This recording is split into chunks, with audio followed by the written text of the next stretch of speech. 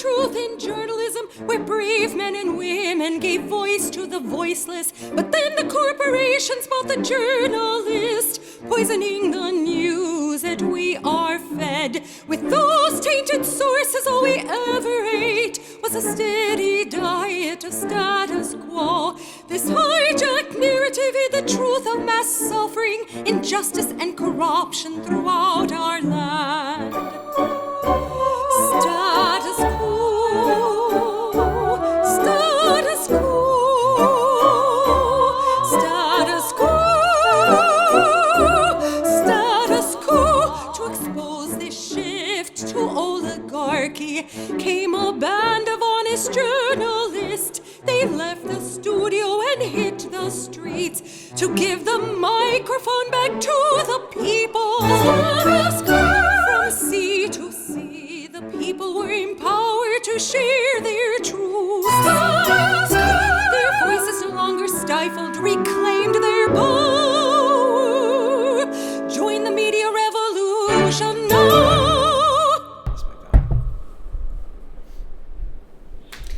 Hey there, Jordan Sheridan live a little bit early today. I have a lot going on and I am flying out tomorrow, which I'll get to in a minute.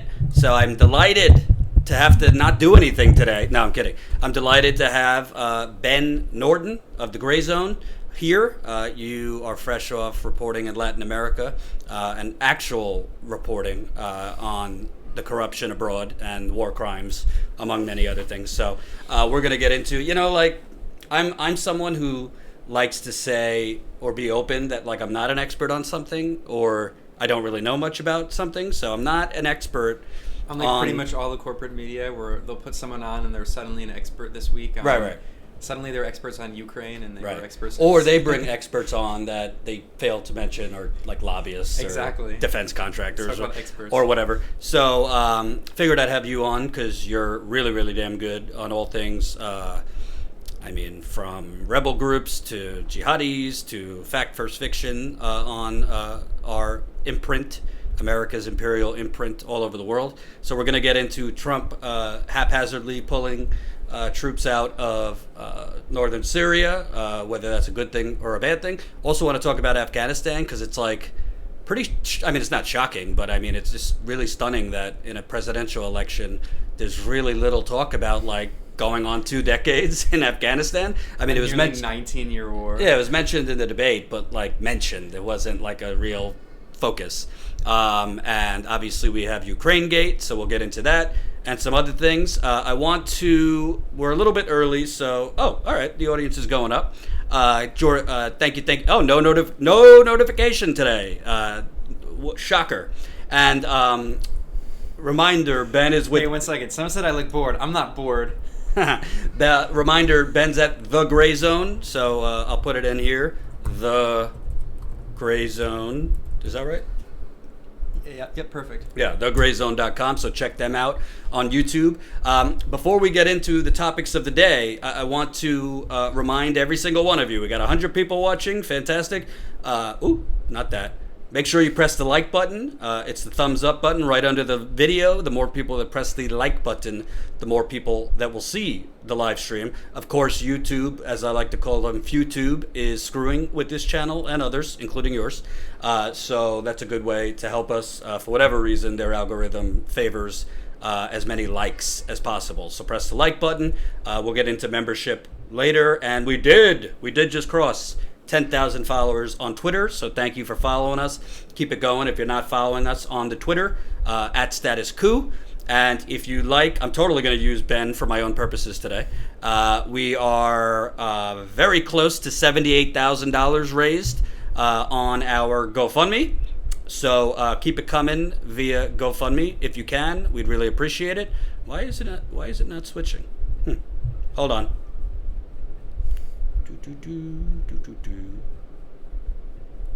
There we go. We're whatever the math is on that, I believe less than that's $691 away from reaching $78,000. So hopefully you'll be plenty informed and entertained today. Pitch in to our GoFundMe. You could also support the Gray Zone at their website, grayzone.com. So PSA before we get to this. I'm hitting the road tomorrow. I'm not going to tell you where I'm going. I'm not trying to be shady, but I'm working on a big story. And frankly, as I know you probably could understand, It's big. I don't particularly want anyone that might potentially be in my crosshairs journalistically to put me in their crosshairs, like literally. So I don't want to really talk about where I'm going or what I'm working on. Let's just say I'm going somewhere. I got a lot of meetings and interviews to do. It's on a story that I've been working on with Jen for a couple months now. It's a pretty damn big story. It basically involves, corruption would be an understatement. We're talking about a massive corporate entity basically trying to expose that a massive corporate entity was responsible for one of the worst crimes this century. A corporation committed crimes. Right. Who would So, have thought? got to do some old-fashioned investigative reporting. However, with that, just for safety reasons, I don't really want to disclose where I'm going. So I will not be live the rest of this week. We'll definitely have videos to post and all that jazz while I'm gone, but there will be no, we won't be live Wednesday, Thursday, Friday. I'll see how long I'm going to be there. I don't know yet when I'm coming back. So, yeah, that's the deal. I will be out investigating. So, let's get down to it. Trump, I find it kind of, strange timing. Maybe not so strange that Trump is making a pretty, significant decision to pull U.S. troops out of Syria. At the same time, he's most likely going to be impeached in the House. So, I thought it was like, is this him trying to distract, whatever the reason is. Obviously, the usual suspects in the military-industrial complex are aghast at him doing this. The discussion is we're basically leaving the Kurds high and dry because they were really on the front lines battling ISIS. That Turkey is going to then go in, which I think they already have. So what's fact versus fiction? Because to me, I'm a little conflicted. I think we should get out of everywhere. But in this one instance, I do think it could rejigger ISIS. But on the other end, Congress never declared war in Syria, so we're there illegally. So it's kind of like a mute. To me, it's a moot point whether we should get out or not because we never declared war, or there was no legitimacy to be there in the first place. What's your thoughts? Well, it's absolutely right that the U.S. has never declared war. This is and has been an illegal war in Syria. The U.S. is waging numerous illegal wars without any authorization. So from a domestic perspective, it's absolutely illegal. From an international perspective, it's also illegal. The U.S. military is occupying foreign soil. The internationally recognized government of Syria has repeatedly said the U.S. military is occupying our territory. And what is that territory? This is not even ever mentioned in these corporate media reports. The U.S. military has constructed more than a dozen bases in northeastern Syria, in the area of the country that just so happens to have the largest oil reserve. Shocker. And also this is important too, just as important as oil, it's also the breadbasket region of Syria. It's where a large percentage of the food is grown, a lot of wheat and other products, and the U.S. is essentially holding this area hostage. I did a report at the Gray Zone looking at a neoconservative Democratic Party aligned think tank in Washington, D.C., and this former Pentagon apparatchik, Nicholas Harris, who wrote this article at the think tank that was later reported on by major news outlets, including AFP, in which he proposed and really openly kind of indicated that the U.S. government policy has been using the wheat supply in Syria in the northeast and holding it hostage as a weapon against the central government of Syria. So basically starving civilians. Wait, I just want to interrupt you because I thought we are aghast that we have to supply food and services for those starving, struggling people of Venezuela. Exactly. You mean we're starving people in Syria? Well, it's the same exact thing in both. In fact, the U.S. is also starving people in Venezuela, which we can talk about later. And Yemen. Yeah, it's intentionally using siege as a warfare strategy. This is medieval war. It's the same thing in Syria, where this U.S. government-funded think tank in D.C. published this paper saying basically that the U.S. is holding the wheat hostage in this area that the U.S. military controls, preventing the Syrian government from buying the wheat, even though the Syrian government is offering a better price because it subsidizes the wheat to give to its people. So anyway, the point is that there's no discussion of what the U.S. has been doing in this region, or the fact that, again, to stress this point, there are more than a dozen U.S. military bases in northeast Syria. Why do we already have 800 U.S. military bases around the world. Why do we need more? Of course, the excuse they use is defeating ISIS. ISIS is defeated. Now the excuse they're using to say is, we have to stay in northeast Syria because if we leave, ISIS is going to come back, right? So this is always the excuse that's going to be used.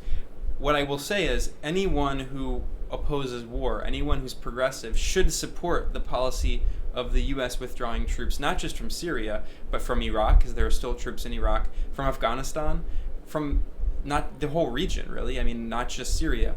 The thing is, though, and I don't blame you at all for saying that Trump said he's going to withdraw troops. That's actually not what he said. But every media outlet is misreporting what Trump is doing. Trump is not taking troops out of Syria. He's moving the troops. Mm-hmm. This is an important distinction. And you said that correctly, that he's moving them. But the New York Times, CNN, all these people keep saying that he's withdrawing troops. He's not withdrawing troops. There are, right now, around 2,000 U.S. troops in Syria. What Trump is doing is he's moving them from a particular buffer zone that was created to another part of Syria. They're still in Syria, to let Turkey invade. Now that is a huge scandal, and he should be condemned for that. He's green-lighting a Turkish invasion of Syria. Turkey is also illegally occupying Syrian territory, not just the U.S. Turkey, under international law, has no right to be militarily occupying Syrian territory, which it's not just doing in the northeast, it's also doing in other parts of the north. Turkey also, by the way, a major U.S. ally, a member of NATO. Turkey has been supporting ISIS on and off for years. In the early days, Turkey was funneling weapons and support to ISIS. Turkey also had something called the Jihadi Highway. It allowed thousands and thousands of hard-line extremists from around the world, from Chechnya and other parts of Russian Federation, from China, from Xinjiang, from Tunisia, from the North Africa, from the other parts of the Middle East. All these jihadis came to Turkey, and Turkey allowed its open border in the south. They had this porous border and allowed thousands of people to cross in to go into Syria to fight with ISIS and all these other groups. And for those that don't know, what is Turkey's interest in basically toppling Assad and Syria? Well, Turkey and Syria have been enemies for decades. Mm-hmm. It's geopolitics, right? They're right next to each other. Turkey also, especially in recent years, has an increasingly right-wing Islamist government. Syria has a secular government. Right. They're both police states. Mm-hmm. But what's interesting is that, Syria, of course it's a police state, and the corporate media outlets always say that, but they never say that Turkey, a major U.S. ally, is in many ways even more authoritarian. For instance, Turkey, again, a member of NATO, Turkey imprisons more journalists than any other country in the world. Turkey has more journalists in prison than China, and China is the biggest country in the world. And we always hear about, China's a horrible police state. Meanwhile, our own ally, a member of NATO, which is significantly smaller, still has a larger number of journalists in prison. And why would Trump all of a sudden move troops to this other area, which he knows that Turkey's going to invade? He did speak with Erdogan. Yeah. Right before making this announcement. So what is Trump's, other than just distracting from the impeachment stuff going on, what's his motivation to do this? Well, I think a lot of things. I do think you're right that he's trying to distract people, absolutely, from this Ukrainegate scandal, which we'll talk about. And before we talk about that, I'll say that he did actually engage in a serious crime, and it is actual corruption, although the Bidens are also extremely corrupt too, and we'll talk about there's so much corruption on all sides. But so I think that's one issue. But I think also what's happening is, one, Trump doesn't know anything about the region, and he doesn't care. I mean, this guy does not care about anyone, and he's a complete narcissist. He didn't know the difference between the Quds Force and the Kurds, so he clearly doesn't know who the Kurds are, or who these U.S.-backed forces are, and he just wants to get out of the region. Now, actually, I think the impulse that as bad as Trump is, his impulse to want to leave the region is a good thing. I think absolutely we should get out of the region. But again, what he's not actually doing is withdrawing from the region. And I had this up on my phone. I'll read it really quickly. Here's the New York Times. What's interesting is that the headlines always say withdraw, and then no one actually reads the fine details of the story. This is directly from the New York Times report, saying that U.S. military officials, of course they're always anonymous officials, they're just basically the mouthpiece of the deep state. And the deep state does exist. The New York Times was reporting, U.S. military officials indicated that the 100 to 150 U.S. military personnel deployed to the area, this is the buffer zone with Turkey, would be pulled back in advance of any Turkish operation, but that they would not be completely withdrawn from Syria. That's a very important qualifier. And then they also said that there are at least 1,000, probably up to 2,000 troops that are still in Syria, and all they're doing is, quote, getting out of the way. They're not leaving, they're getting out of the way. So what's happening is that Trump and Erdogan agreed to give the green light for a Turkish invasion. Now, why is Turkey doing this? Turkey is fighting Kurdish forces in the region. Turkey is an extremely racist state that has been repressing the Kurdish minority for well over 100 years. And of course, Turkey committed the Armenian genocide, and not just against Armenians, but also against Orthodox, Assyrians, other Christians. So Turkey, for a variety of political reasons, has been waging a war internally and externally against Kurdish militant groups, some of which are separatists and have been trying to create a Kurdistan.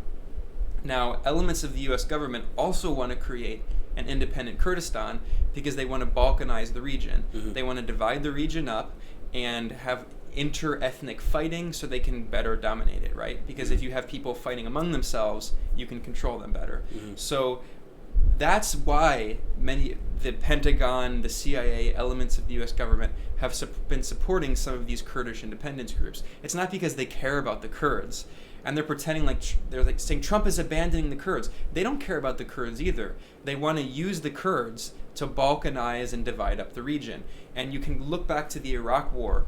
During the Iraq War, leading up to and during the Iraq War, there were all these maps that were drafted. And you can see these neoconservative groups in the Bush administration wanted to divide Iraq up. And they wanted the Kurdish region, which would be a separate region. They wanted a Shia region and a Sunni region. And they wanted to do the same thing to Syria. They wanted to divide this country up on ethnic and religious sectarian lines so they can better control it, so that it can exploit it. And especially, to stress this point, the Kurdish majority region in Syria, again, has the largest oil reserves in Syria. Mm-hmm. So it's not a coincidence that the U.S. military is there. And the Syrian government has been trying to get access to that oil and open specifically a road to Baghdad, to Iraq, and hasn't been able to. So basically, the Syrian government has been trying to get access to its own oil. And its own wheat, and its own roads, its own highways. That are being blocked off by the U.S., who is there illegally. Yes, the U.S. is there illegally under international law, but some Kurdish forces, not all of them, people always talk about the Kurds as if they're one group, but some Kurdish leaders have allowed the U.S. to occupy this region because it's true that the U.S. did help them fight ISIS. Mm-hmm. And it's true that the Kurds played a major role in fighting ISIS, and they should be credited for that, absolutely. Mm-hmm. I mean, ISIS committed genocide in this region. And so it's in a situation, though, where the U.S. military is illegally occupying this land. The U.S. has to leave at some point, and we should encourage that. The only solution for the Kurdish leadership, which some people in the Kurdish leadership want to do, is to make an agreement with the Syrian government so the Syrian army can redeploy to the northeast and prevent Turkey from invading. But the U.S. doesn't want that either. So that's why the U.S. isn't withdrawing. The U.S. is moving and still preventing the Syrian army from retaking its own territory and allowing Turkey instead to invade.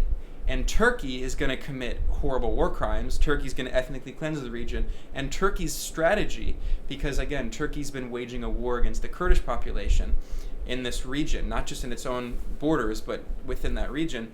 Turkey wants to ethnically cleanse the Kurdish population and then take its own refugee population from inside, Syrian refugees from inside Turkey, and replace the Kurdish areas with those Syrian refugees, permanently changing the demography of this region. So this is just classic colonial style ethnic cleansing. It's the kind of thing that the British and French colonialists did, where they would population transfer. They would move one population here to there to better control the population. It's similar to what they did with the Tutsis in Rwanda, which led to the Rwandan genocide, where they think they can just move entire populations around because they can make buffers.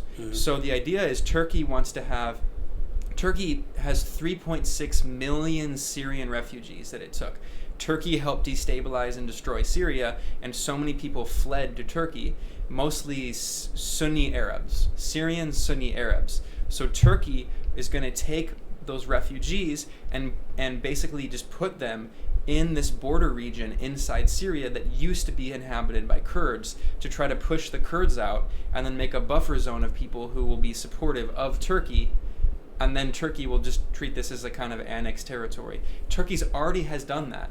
Turkey has done that in an area called Afrin, which used to be a Kurdish majority town, and this was an area also where ISIS was fighting the Kurds, and Turkey was supporting ISIS, the enemy of the enemy is my friend, was supporting ISIS against the Kurds there in Afrin, and then after Turkey invaded, and so the Kurds defeated ISIS, and then after the Kurds defeated ISIS, Turkey invaded and took over Afrin inside Syria, pushing out, ethnically cleansing the Kurds, and then replacing the community with Syrian refugees. And then in the schools, people are learning Turkish. This is inside Syrian territory. They're Arabs, but they're learning Turkish. And if you look at these insane videos released by Turkish state media, the children are all chanting, "Thank you, Erdogan, thank you, Shukran Erdogan."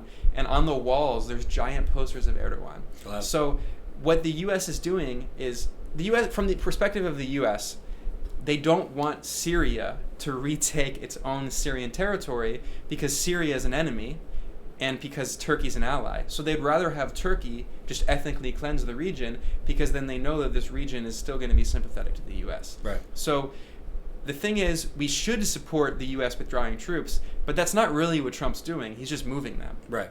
And like, the idea that Trump is an idiot. The thing is, Trump says he wants to withdraw troops. He says that he wants to end these wars, but he's also an idiot who doesn't know what he's doing, and he's just telling the military, move these troops, and they're doing what they want to do, which is not withdrawing them completely. Right. Somebody says you should be advising Bernie Sanders' campaign, so credit to you. Reminder, folks, we got 330 people watching. 140 of you have pressed the like button, so I need 200 more of you. Press that thumbs up button. It's right under the live stream. Even if you don't like me, do it for Ben. Press the like button. The more people that press the like button, the more people that will press the share button. I also want to... One thing, someone mentioned a point. This is a very important point.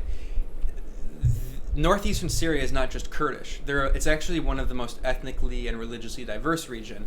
There are Assyrians, there are Orthodox, there are other Christian groups, there are Arab groups, there are Sunnis, and they're all incorporated into the government. But what's interesting is that there's always this discussion of the Kurds in the media outlets. Hillary Clinton saying Trump is abandoning the Kurds. The Kurds are not a monolithic entity. There are other people in the region, and there are people also who have political and even ethnic conflicts with the Kurds. I mean, this is a very complex region.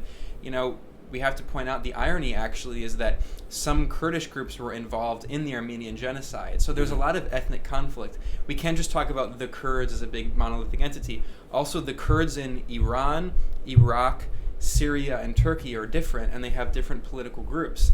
So always the media is like, the U.S. is abandoning the Kurds. Well, the U.S. has abandoned the Kurds multiple times in multiple countries, but it's not just one group, right? So I'm glad someone mentioned that point, that it's not, you know, we can talk about the YPG, the SDF, and those details I don't want to get into because it's too complicated. But the point is, the moral of the story is, the only solution right now is that Kurdish leadership are going to have to make an agreement with the Syrian army to allow the Syrian government to reincorporate this territory, which is 1/4 of the entire territory of Syria, which is being occupied by the U.S. military. 1/4 of the entire country. So the only solution is the U.S. should leave and not allow Turkey to invade. Instead, what should happen is that the Syrian government and the Kurdish leadership and different forces in northeast Syria will have to make an agreement, which is probably what they're going to do. And in fact, in the past year, they've been negotiating together. But the U.S., again, doesn't want that to happen because the U.S. doesn't want to lose this region. Well, I also want to bring up that, you pointed out that it's within the U.S.'s interest and pattern to basically create internal tribal wars, civil wars. So, a lot of people know this, but like the U.S., who giving money to Saudi Arabia has armed jihadists in Syria that have then fought the CIA. So it's like the U.S. is basically, through its aid to Saudi Arabia, arming jihadis, I believe ISIS, correct me if I'm wrong too, that then fight the CIA-funded Kurds. So it seems to me that, we got to stay in Syria. Again, disclaimer, we're illegally there, but putting that aside, when the U.S. is basically playing this 2-3-dimensional chess and funding, on paper, fighting itself, but also basically arming jihadists that are fighting the Kurds. Well, that's a point again that the U.S. doesn't actually care about the Kurds, right? In quotes, the U.S. doesn't. Did I have that? I had that right. You're right. Yeah. Well, the point, you're right that. So there's a lot to unpack here, and I don't want to get too much into the weeds, but so a 2014 email from Hillary Clinton forwarded to John Podesta that was later published by WikiLeaks. Are you a Russian traitor? Obviously. Yeah. But by that notorious Russian Julian Assange, the Australian Russian. Anyway, this WikiLeaks email published, citing U.S. intelligence services, admits that Saudi Arabia and Qatar were both supporting ISIS. Also, I tweeted recently, the former president of Benin in Africa, he also recently revealed that Saudi Arabia and Qatar were also supporting the ISIS affiliate in West Africa, Boko Haram. So we all know, everyone in the world knows that Saudi Arabia and Qatar, two very close Western allies, have supported ISIS and Al-Qaeda and all of these Salafi jihadi groups. But they don't care because in Syria and in Yemen, those groups are useful. Mainstream media outlets, including the Associated Press, have acknowledged that Saudi Arabia and the United Arab Emirates were supporting Al-Qaeda in Yemen, allied with Al-Qaeda in Yemen, fighting against the Houthis, who were allied with Iran. The U.S. was supporting that policy because the enemy of the enemy is my friend. This is not new, and it's not even just something that the U.S. does. I mentioned that the British and French, when they colonized the Middle East, up until really not very recently, right? Up until 50 years ago. From 1916, there's the Sykes-Picot Agreement, and in World War I, the French and the British arbitrarily divide up the region among themselves. They took out a map, and they sat down and said, here is all the territory of the former Ottoman Empire. We get Syria, you get Palestine. You get Jordan, we get, they just divided up this region like colonialists do. So this is not a new policy. It's the colonial tactic of divide and conquer. And so the U.S. was supporting Kurdish forces that were fighting ISIS, but then the U.S. was also supporting Saudi Arabia and Qatar, which were supporting ISIS. And at the end of the day, that might seem like an illogical policy. It's only illogical if you think that the U.S. cares about Syrians, which it doesn't. It cares about its own interests. Henry Kissinger famously said, countries don't have principles or morals, they have interests. Mm-hmm. And that is how foreign policy Especially Henry Kissinger. Well, of course, is that we don't have allies, we don't have friends, we have interests. The so-called Kurds are not our allies, they're not our friends. They served our interests temporarily, and our interests might have changed, or now they don't serve our interests. So we have to get out of this idea that Hillary Clinton and Chuck Schumer are like, the U.S. is abandoning its allies. They don't believe that either. It's not about allies, it's about interests. Mm-hmm. So the thing is, the Kurds, again, we keep saying the Kurds, Kurdish leaders of the YPG, SDF, that allied with the U.S., they're now realizing, once again, that the U.S. is not going to support its allies. Mm-hmm. And it's not the first time this has happened. This happened in Iraq, when the U.S. encouraged Kurdish groups in Iraq who are different from Syrian Kurds. They speak a different dialect. The U.S. encouraged Kurdish groups in Iraq to rise up against Saddam 2 different times, and then just let them be slaughtered by Saddam. So this is not new. But again, I know there's a lot of complex details involved in this. For people who are listening, who are just joining, the solution is simple. And I think, again, as bad as Trump is, his instinct to want to get out of Syria, that instinct is something we should actually encourage. The U.S. should get out of Syria, but the U.S. is actually not getting out of Syria. It made an agreement with Turkey to allow Turkey to once again invade, which Turkey has done multiple times in the past several years, and the U.S. is simply moving its troops. The only solution is U.S. out of Syria, Turkey out of Syria, which is illegal under international law, and these groups in the northeast need to make a political agreement with the Syrian government to finally end the war, because in the majority of Syria, the war is over. Right. But of course, the U.S. is still bleeding the country up until the end. So to put a bow on this particular topic, I mean, all I hear in the corporate media is this is going to rebirth ISIS, and it's basically like we left Iraq and ISIS happened, and now we're leaving Syria, and it's going to basically regenerate ISIS. Well, again, the U.S. is actually not leaving Syria, even though they should. They keep saying that, but Trump is just moving the troops. The New York Times, I just stress, the New York Times said that they're not leaving. They should leave, but they're not. Anyway, but no, this is the excuse always used. Oh, we have to stay there or ISIS is going to come back. ISIS was not defeated by the U.S. The U.S. helped support Kurdish groups, which did play a role in fighting ISIS in certain areas, but ISIS was defeated in large regions, not just in the Kurdish regions, by the Syrian army, by Iran, the boogeyman Iran, by Iraq and the Popular Mobilization Forces in Iraq, the Hashid, PMFs, which are backed by Iran, and by Hezbollah. Now, we're supposed to believe that all of these groups are evil boogeymen, of course, because they refuse to recognize Israel, because they're fighting Israel, because they go against U.S. interests, because they are fighting Saudi Arabia. So we're supposed to believe that somehow they are the bad guys. But Saudi Arabia supported ISIS, a major U.S. proxy in the region. Meanwhile, Iran, the Iranian sympathetic Iraqi government, and Hezbollah and the Syrian army all played a leading role in defeating ISIS, not just in Syria. Here's another quick example. In Lebanon, a tiny country, extremely diverse country like Syria, many Christian groups, Armenians, Catholics, Orthodox, Shia, Sunni, very diverse. Inside Lebanon, there were border towns on the border of Syria that were being taken over by ISIS. And the Lebanese army was so weak that the Lebanese government allied with Hezbollah, which is a legal political party with an armed wing inside Lebanon, in the Lebanese parliament, democratically elected. We're told that they're all terrorists. The Lebanese government and military allied with Hezbollah together to fight against ISIS.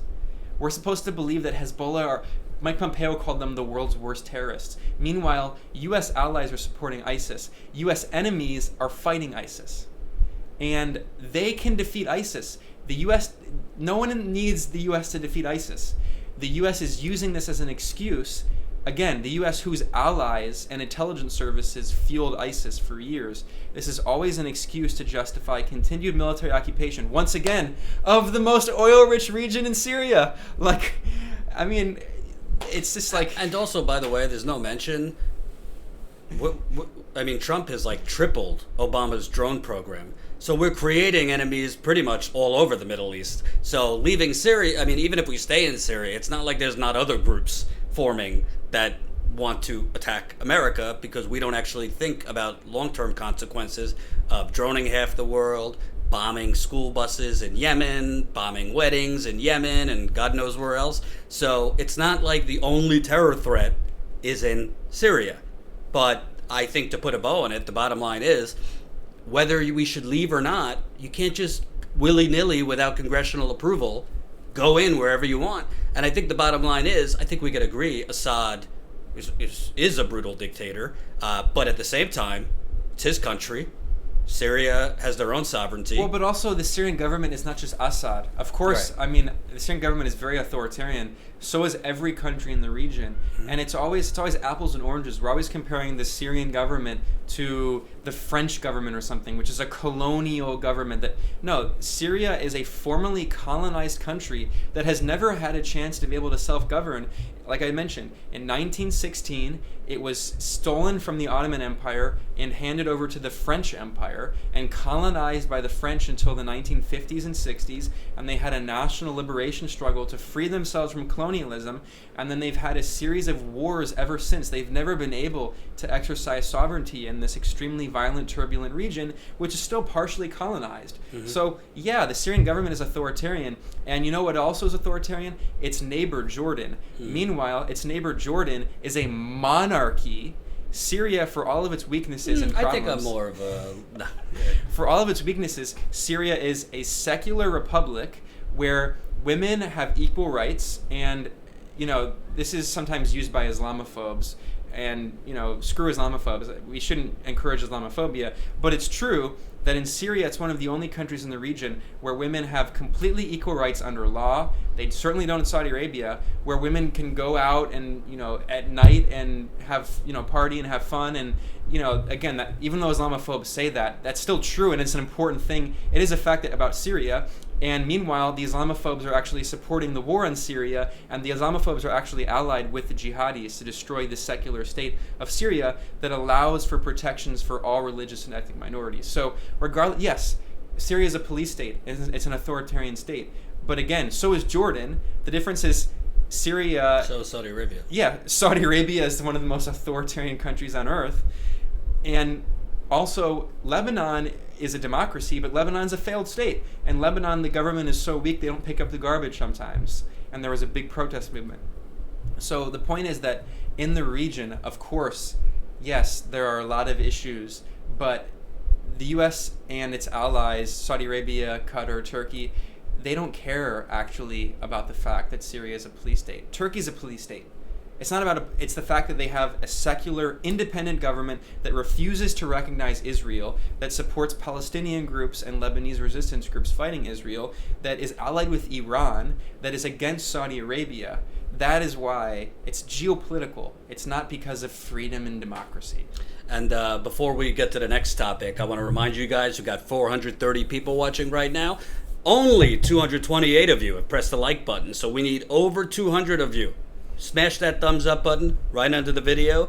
If you're watching on your phone and you're in the live chat, just press the X button real quick.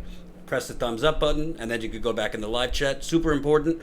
We need a lot of likes. The more people that like, the more people that will see the live stream. I want to... One thinks this is a good comment. Someone pointed out, Saudi Arabia is literally named after a family. The ruling family. Right. It's not Saudi Arabia, it's the Arabian Peninsula. Right. But it's named after this ruling family that the British Empire decided, hey, we're going to work with this warlord who's going to unite these warlords, and we're going to create this country called Saudi Arabia. The British created it, British colonialists, and then the Americans continued supporting it. Meanwhile, everyone's talking about the Assad family. It's not called Assad Syria, but it's called Saudi Arabia. Meanwhile, the U.S. has done, the Obama administration and the Trump administration offered more than $100 billion of arms deals to Saudi Arabia. I mean, it's just like, come on. And then we're supposed to believe that Syria are the truly evil ones, but the U.S. are the good ones? Like, come on.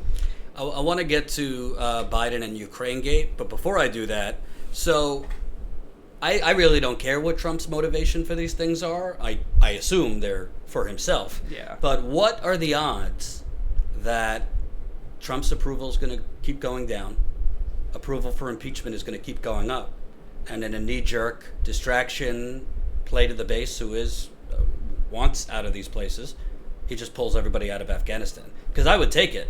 I would take in a like panic, like I need something to distract, something to, you know, make the progressives happy, even some of my base happy.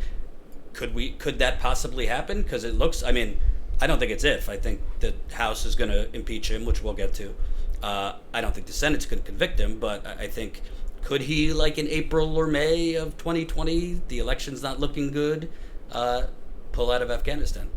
I hope. It's, of course, speculation. I hope. What I'll say is that, look, Trump is awful in so many ways. Trump also has this kind of nationalist impulse, this instinct of wanting to withdraw from international conflicts. That's actually kind of good. That doesn't mean that I support any of his other policies, but it's It's similar to the thing that there are a lot of libertarians who I strongly disagree with in economics, like Rand Paul, but on foreign policy, they're actually really good. Mm-hmm. Even Ron Paul, too. I disagree with them on so many other things, but on these issues, they have been pretty good. And Trump's not a libertarian, but he has this impulse where he says, we should get out of wars. We should get out of wars. I actually agree. The thing is, he's too stupid to be able to competently do it, because he says, I'm going to withdraw, but he's actually not withdrawing. He's moving. For instance, last year, you might remember, Trump said he was going to withdraw from Syria, and he never actually did. And he ended up meeting the military in the middle. This was also at a time when John Bolton, a die-hard neoconservative warmonger, war criminal, who helped lead the Iraq War. Who, by the way, the resistance, once he was gone, was actually like, oh my God, John Bolton's gone. Let's go have a protest for John Bolton. Now, this is the thing about Trump is 90, maybe 95% of what Trump does and says is stupid, horrible, bigoted, insane, idiotic. But there still is 5%. Every once in a while, a broken clock is still right twice a day, right? And every once in a while, Trump actually does have good impulses that we shouldn't oppose. And he did want to withdraw from Afghanistan. Believe it or not, this is also crazy too. Steve Bannon, one of the most evil men on planet Earth, Steve Bannon also was trying to pull troops from Afghanistan, and Trump and Bannon wanted to withdraw, but it was the military folks, McMaster, who wanted to stay in Afghanistan. And in the most recent negotiations, the U.S. almost came to withdrawing and coming to an agreement in Afghanistan, but John Bolton at the end and the forces, the neoconservative national security state forces who are invested in war, who are tied up with the military-industrial complex, they sabotaged the peace agreement just like they did with North Korea. So, look, if Trump does finally manage to withdraw from this 18-year war, that's a good thing, and we should encourage that. But I think actually he's just honestly too incompetent that even though he has that impulse, he's not able to push back against the forces in his own administration who want the war. And by the way, we should point out there is a deep state, because even when the president, whether you like him or not, says this is what I want, and the president, Trump or anyone else, the only thing they have essentially, I don't want to say unilateral, but a lot of say on is foreign policy. Everything else, they got to go through Congress. Basically, from Bolton, before Bolton, it was McMaster, what's his face, Gary Cohn, stealing stuff off his desk. They basically defy him or go around him. So, there is a deep state basically defying what he's saying he wants. And the thing is, Trump is just too stupid to know how to to push back against them. And he also, his attention span is so short. Whatever he was told 5 minutes ago is what he thinks. So this thing with Erdogan, I do think that the phone call with Erdogan was important. But again, it's not a new policy. Right. It's not like Trump is uniquely nefarious in doing this. This is more continuation than change. And you know who said that, actually?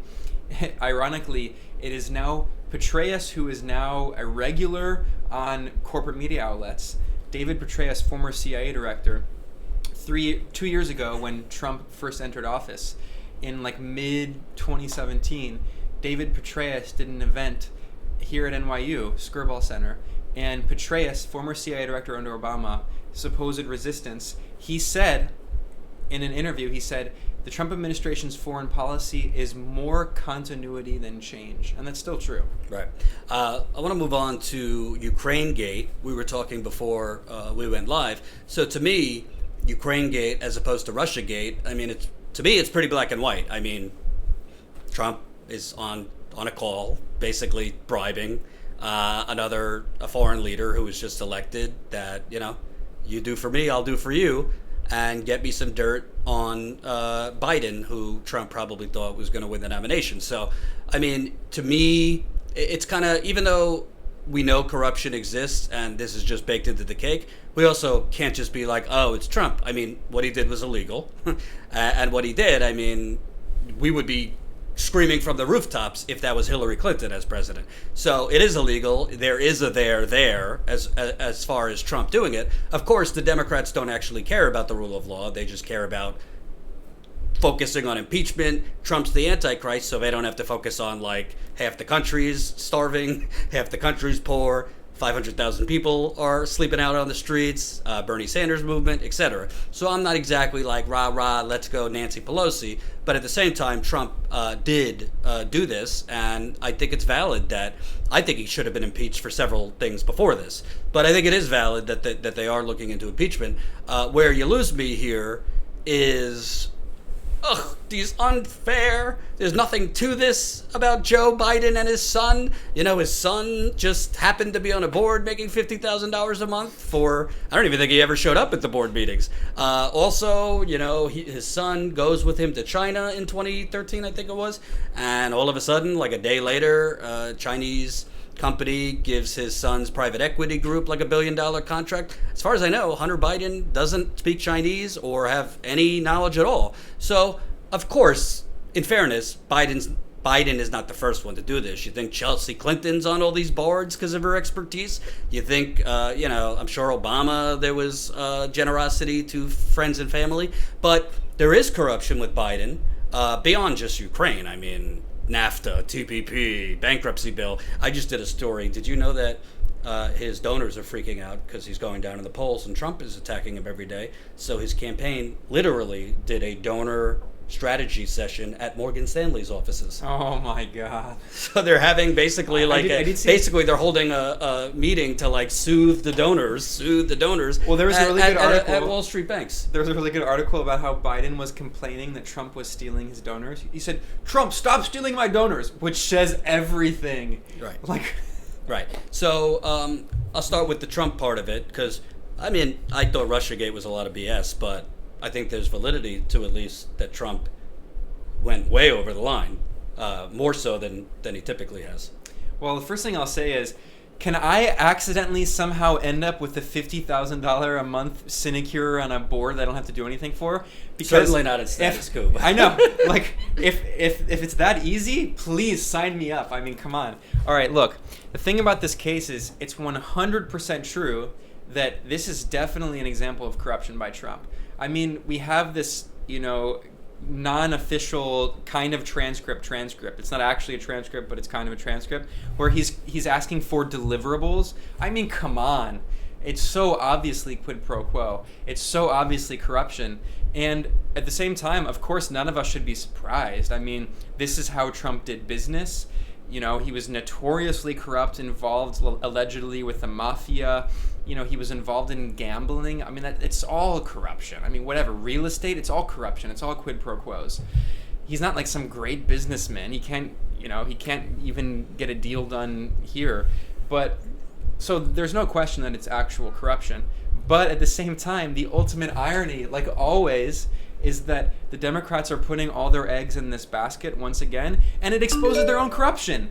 So it's just showing once again how corrupt both of these corporate Wall Street parties are. The Bidens are absolutely 100% complicit in corruption in Ukraine. Let's unpack what Hunter Biden was doing, because the degree of the scandal hasn't been uncovered by media. The corporate media is always... I don't want to interrupt you, but for once I'll defend a New York Times reporter. Ken Vogel at the New York Times was actually digging into what you're talking about, and he's been just lambasted by the rest of the media for using, to pushing right-wing talking about Joe Biden. Listen, I know, I'm not best friends with him, but I know Ken, like during the 2016 campaign, he was on the plane and we got to talking. He's one of the decent corporate reporters in my view, and he was actually digging into that there is more with Biden and corruption in Ukraine, and for that, he was basically like shunned in the corporate media. Yeah, and Ken Vogel before did really good reporting at Politico. And actually, Ken Vogel did excellent reporting showing how Ukraine meddled in the election. So we always hear, Russia's hacked our democracy. The Kremlin stole the election. Well, that was all completely overblown and ridiculous. And the only evidence they could supposedly find was these Russian Facebook ads, which come on. And RT, the DNI released this report, and they blamed Abby Martin. Half the report was blaming our friend Abby Martin for her show on RT. I mean, come on. But meanwhile, Ken Vogel showed in this Politico investigation that Ukraine was was trying to dig up dirt against Paul Manafort and against Trump, who are both extremely corrupt. Obviously, it's not fake dirt; it's real. But Ukraine was meddling to try to prevent Trump from getting elected on behalf of Hillary Clinton. So, my colleague Max Blumenthal at the Gray Zone, he did a great interview discussing this detailed corruption with Aaron Mate, and you can find, they go super into details. I'm not going to go into those details with all the names, but hold on, thegrayzone.com. Yeah. .com. But the funny thing is, Max made a joke, and he's right. Max said, "Look, every 4 years in the U.S., we vote the president who's going to meddle in elections around the world. So it's only right that other people around the world try to meddle in our own election." I mean, honestly, if you're thinking about how politics actually works, of course I don't support foreign meddling, but that's the reality of how it works. And Ukraine was also involved in the meddling. Anyway, whatever. The point is, let's get back to the Bidens. All right. So let's talk about Hunter Biden. By the way, just so you know, so you feel good, Lost Smoke says, "This is the most investigative news team I have ever come across. I love them." Yeah, I mean, I give the credit to Ben, but yes. Well, investigative journalism's dead, unfortunately. But not to interrupt you, but like, you don't ever see the complexities you're talking about on CNN or MSNBC or the New York Times or really anywhere. It's just like, Kurds good, Biden great, Trump Antichrist.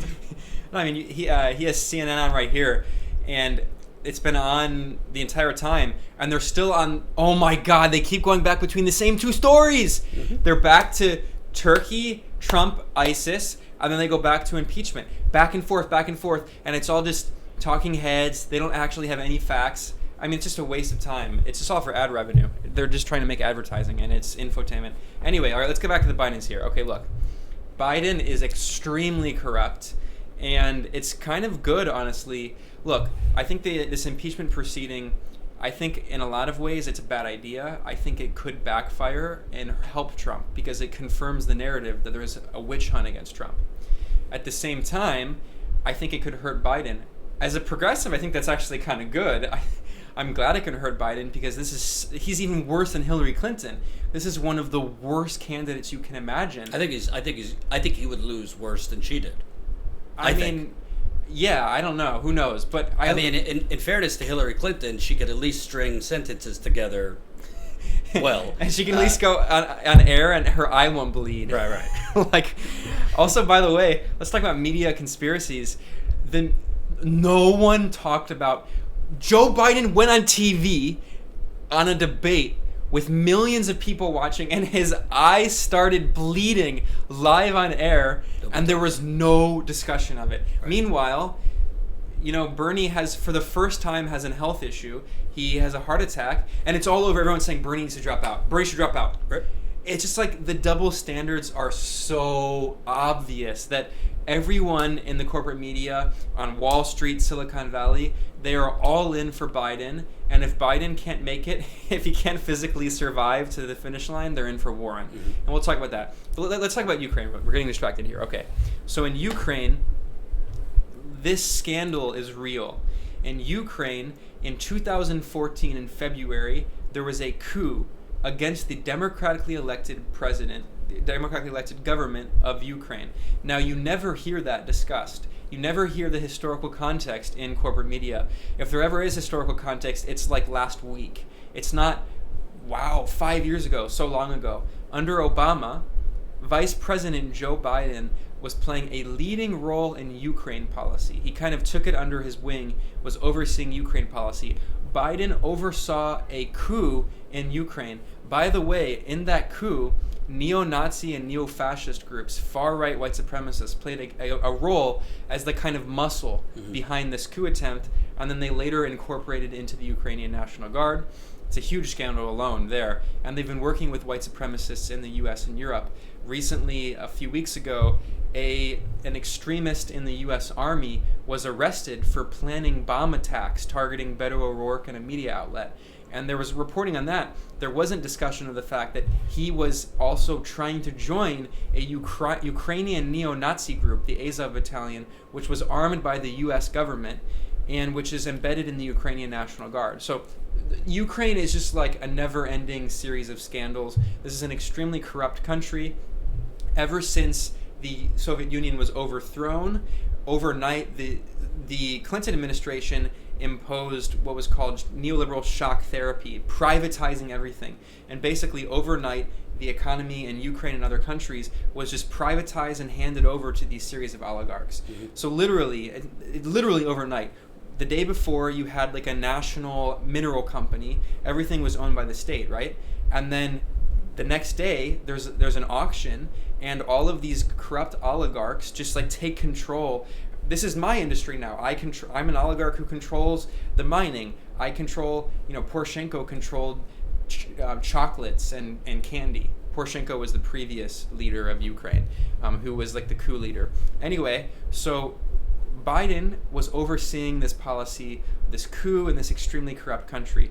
In February 2014, immediately after the coup, a few months later, Hunter Biden, who has no experience in Ukraine, who doesn't speak Ukrainian, who has no foreign policy experience, who had just been, kicked out of the military for drug addiction, he suddenly, in his lap, he gets offered a $50,000 per month, so more than $500,000 per year, symbolic position sitting on the board of not just any Ukrainian company, but one of the most notoriously corrupt gas companies in Ukraine. First of all, a position that Joe Biden never spoke to him about, ever, according to Joe Biden. Well, this is the hilarious thing. So Biden says, we never talked about it. Actually, if you go back and look in an article that was published in a major article that was published about Hunter Biden's drug addiction, this long piece, this investigation piece, in this piece from like 2 years ago, Hunter Biden mentions his position in Ukraine, and Joe Biden allegedly told Hunter, according to this article, well, you have to be careful. He gave him advice. So we know, because he's quoted in that article, that he did obviously talk to his son about it. Mm-hmm. So he's lying there. But anyway, but let's think about this for a second. Hunter Biden is given this position months after the coup his dad helped oversee. And let's go further. What is this company, this Ukrainian natural gas company? It is controlled by one of the most corrupt oligarchs in Ukraine. He was so corrupt that the head of this Ukrainian natural gas company had $24 million of his own personal assets frozen in the UK, in Britain, because he was involved in corruption. And he was in the process of appealing the British and the Americans to try to unfreeze his assets so he can continue doing business. So there's so many levels of corruption, and we're just barely scratching the surface. The last thing I'll say on this is that Biden's last speech was in Ukraine. So Biden had been seriously invested in Ukraine. This scandal of him allegedly, who knows, but allegedly pressuring this Ukrainian anti-corruption czar from pushing him out so he couldn't investigate the corruption. Who knows if that's actually true? We can't really believe Giuliani, but I think we should be very skeptical. And all I'll say is that, look, let's talk more about the effect on the Democrats. This very likely is an example of real corruption by Trump, but it also is even more likely, in broad daylight, a blatant example of corruption by Biden, implicating not just Biden, but the Obama administration. And it's very likely that Trump and the right wing are going to be able to use this scandal to help their own re-election campaign, because they're going to be like, look, Russiagate failed, which it did. Russiagate was built on lies, which it was. Now they're trying to do this whole Ukrainegate thing. They went one country over ironically, they tried to prove that Trump colluded with Russia, and they couldn't prove it. So now they went to Russia's enemy, which is in a war with Russia, Ukraine, and they actually did prove Trump's collusion with Ukraine. And all it is going to, I think, for a lot of people who are maybe sympathetic to Trump and they're kind of conservative leaning but aren't sure who they're going to vote for, I think it actually could potentially help win them over to Trump's side, because Trump has said for 2 years now this is a witch hunt. And, he's paranoid and he does lie a lot and he's very corrupt. But he's not wrong that it is kind of a witch hunt. I think what's really going to happen if Joe Biden was the nominee, Trump's got $200 million in the bank from the RNC and his own fundraising. I think they're just going to carpet bomb Joe Biden, not to mention, I mean, they've already run ads showing him stumbling through his words and things like that. But with more of this Ukraine stuff, and really what's going to happen is it's just going to depress turnout. Just like you had in 2016, it's going to depress turnout for the Democrats. You're going to have less black people coming out, less Latinos coming out, definitely less young people if Joe Biden is the nominee. And Trump's going to win with his small base, but that will prevail if he's facing somebody that is being depicted as corrupt. And he is corrupt. Joe Biden is corrupt. So I think it will have that effect. I agree with you. Somebody asked you a question here in the super chat. Thanks, Richard, for the $20. Ben, don't you think Russia and Iran and Syria are now allied with Turkey and there is an end game they've all agreed to? All right, well, we could talk about this for half an hour, but I'll keep a short answer. All right, this is a very interesting question. Now, ironically, there's this idea in geopolitics that the more a major power overextends itself, the more and more it backfires. And I think that's actually true to an extent. So Turkey has been a major U.S. ally for years. During the Cold War, Turkey was a reliable anti-communist ally in the Middle East. Since Turkey joined NATO, and Turkey has been vehemently opposed to the Soviet Union and has had a very bad relationship with Russia for many years. Ironically, throughout the war in Syria, Turkey and Russia were enemies, up to such a degree that at one point Turkey shot down a Russian plane. And I remember a few years ago when Turkey shot down the Russian jet, a lot of people were speculating this could lead to an all-out war between Turkey and Russia. Fast forward now, 3 years later, Turkey and Russia are actually allies. So what happened? This is an example, definitely, I think, of that example in geopolitics where the U.S. really overplayed its hand, pushed way too hard, and pushed one of its own allies into the camp of a so-called U.S. enemy, right? All right, what happened is that Turkey has different priorities in Syria. We were talking about why Turkey wants to overthrow Syria. They have been enemies for many years. Turkey is governed by a right-wing Islamist party. Erdogan is very closely he's basically part of the Muslim Brotherhood, which has its own international apparatus politically, and Syria has been fighting against the Muslim Brotherhood for decades. They're regional enemies for geopolitical reasons, but also for Erdogan, his biggest so-called enemy that he sees as his biggest enemy are the Kurds. And he has been stoking anti-Kurdish bigotry and nationalism to help build his own base of support at home. So his number one priority, above destabilizing Syria, is preventing Kurdish groups from having power on the border of Turkey and preventing them from ever being able to create an autonomous region.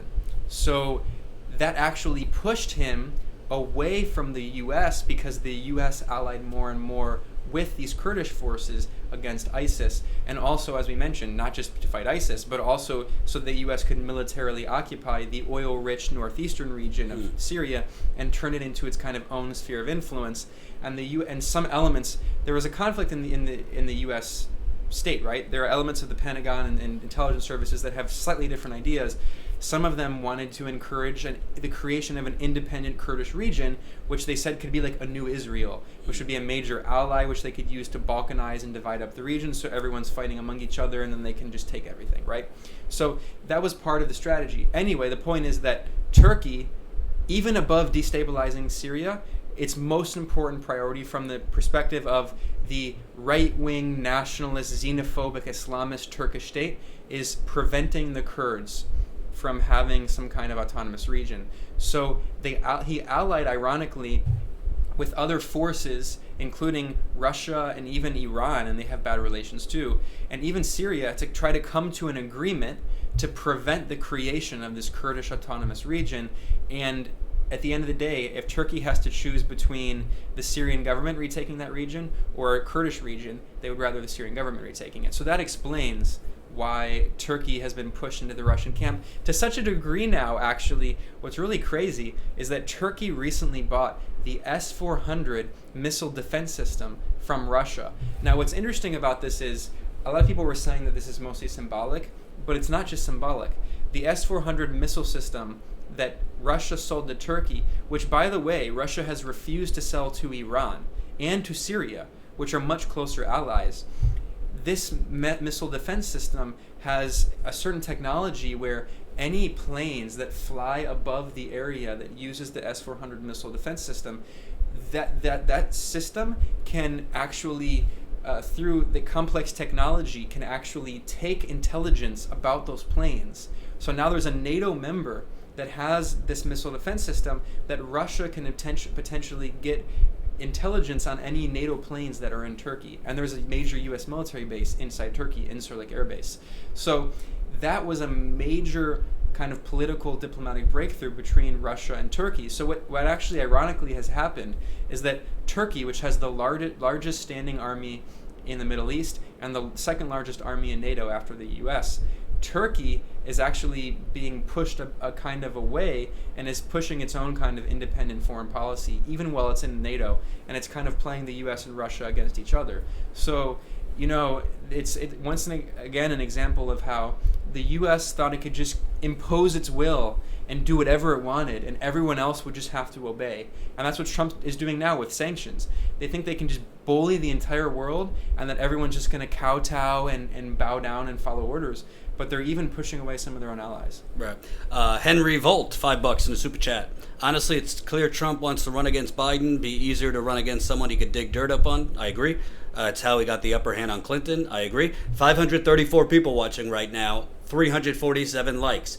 Let's get 200 more of you. Press that like button. It's a thumbs up button right under the video. The more likes, the more people will see the live stream. Osama Kasem, $20. Late to the chat. Ben, did the Kurds not learn from what happened in Afrin when they refused to let the Syrian government come in, thereby allowing Turkey to invade? Will the Syrian government try and get its oil back from SDF? That is the question. That's what we were talking about. This is a great question. So I mentioned Afrin. All right, let's go back to this really quickly. Afrin is a city in northern Syria on the border with Turkey. It was a Kurdish majority area. And then ISIS began attacking the Kurdish majority fighters. They're also not just Kurds, by the way. People always say the Kurds. It's not just, but they're a Kurdish majority. So ISIS was attacking. Turkey, a U.S. ally and member of NATO, was supporting ISIS against the Kurdish majority forces in Afrin. They defeated ISIS. The Kurdish majority forces defeated ISIS, but after that, Turkey invaded. Turkey simply invaded and pushed the Kurdish majority forces east over the Euphrates River. And Turkey then, I mentioned, repopulated the area with Syrian Arab refugees, ethnically cleansing the Kurdish majority region and turning it into its own sphere of influence inside Syrian territory. Completely illegal under international law, by the way. Anyway, of course, the U.S. allowed that to happen. That question that was asked is the perfect question. The Kurdish leadership of the YPG/the SDF, the Syrian Democratic Forces, which allied with the U.S., they could have made an agreement with the Syrian government to allow the Syrian army to come in to protect a Syrian city from being invaded by Turkey, but they refused to do it because the Syrian government has certain demands in the negotiations. The Syrian government doesn't want the Kurdish region to have an independent standing army with an independent foreign policy because they're worried about a secessionist movement that will create an independent state. No state in the world wants an independent secessionist movement with its own standing army. And the SDF YPG refused to demilitarize and merge into the Syrian army. So that's why they refused to come to an agreement. So what happened is the Syrian army did not come in and Turkey invaded, pushing the Kurds over to the east. So ultimately what it comes down to is that there's a fight within the leadership of the YPG/SDF, of these Kurdish forces. Some of the leaders want to make an agreement with Syria to reincorporate with the Syrian army, and some of them want to stay independent and refuse to demilitarize and have preferred allying with the U.S. government. But of course, the U.S. government is not a reliable partner and has abandoned them in Afrin and is now abandoning them again, which is why many of us have said, and not just many of us, elements of the Kurdish leadership have also said for years the only real solution to the conflict is they have to make an agreement to allow the Syrian army to come back in and to reincorporate with the Syrian government and to kick out the U.S. military occupiers that are controlling the oil-rich region. One more question, then we got to move on. Sorry, but thank you, Richard. Another $20. Richard's a big Ben Norton guy. Cool. Do you think Obama's attempt to assassinate Erdogan in 2016 was a turning point? Well, see, this is a really good question. I wouldn't have framed it that way. Now, I still am kind of agnostic on the question of whether or not the U.S. supported the coup. It's clear from the diplomatic response of the Obama administration that the Obama administration, kind of like the coup with Sisi in Egypt, it was kind of on the fence. They did not condemn the coup, but they didn't openly support the coup, which is suspicious. And so I think there are compelling arguments on different sides. For one, the coup in 2016 in Turkey was kind of suspicious in the sense that it was very short, and there have been previous coup attempts. There have been previous coups and coup attempts in Turkey.